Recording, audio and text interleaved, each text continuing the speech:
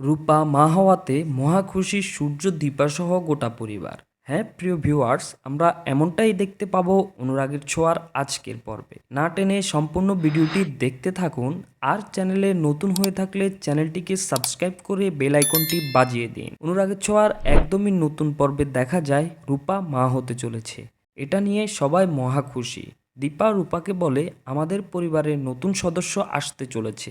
যদি ও ছেলে হয় তবে তার নাম হবে চন্দ্রসেন, আর যদি মেয়ে হয় তার নাম হবে চন্দ্রমল্লিকা। তখন রূপা হাসি মুখে দীপাকে বলে, মা ও আগে তো একবার পৃথিবীতে আসুক।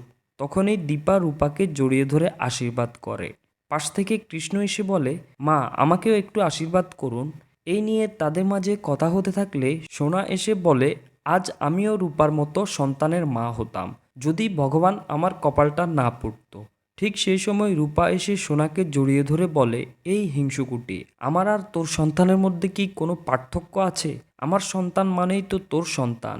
এরপর সোনা কাঁদতে কাঁদতে সেখান থেকে চলে যায়। সূর্য বাড়িতে এসে সবাইকে একসাথে দেখতে পেয়ে দীপাকে বলে, সবাই মিলে কি আলোচনা করছো? দীপা সূর্যকে বলে, ডাক্তারবাবু আপনি ঠাকুরদা হতে চলেছেন। এটা শুনে সূর্য নিজের চোখকে বিশ্বাস করতে পারছে না। রূপাকে জড়িয়ে ধরে কাঁদতে থাকে সূর্য, এবং রূপার সাথে ঘটে যাওয়া স্মৃতির কথা মনে করে বলে, আমি তোকে কখনো আদর ভালোবাসা দিতে পারিনি, তুই আমাকে ক্ষমা করে দিস মা। সূর্যর ইমোশনাল হওয়া দেখে দীপা বলে, আপনি এই আনন্দের দিনে কাঁদছেন কেন? আমাদের ছোট্ট দাদুভাই কি মনে করবে? এই নিয়ে দীপা সূর্যের সাথে মজা করতে থাকে।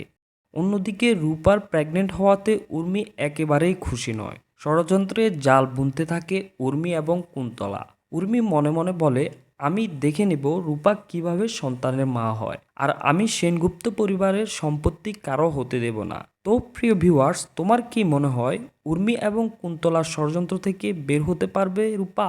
জানলে এখনই কমেন্ট বক্সে লিখে জানাও। আর হ্যাঁ, চ্যানেলে নতুন হয়ে থাকলে চ্যানেলটিকে এখনই সাবস্ক্রাইব করে বেল আইকনটি বাজিয়ে দাও।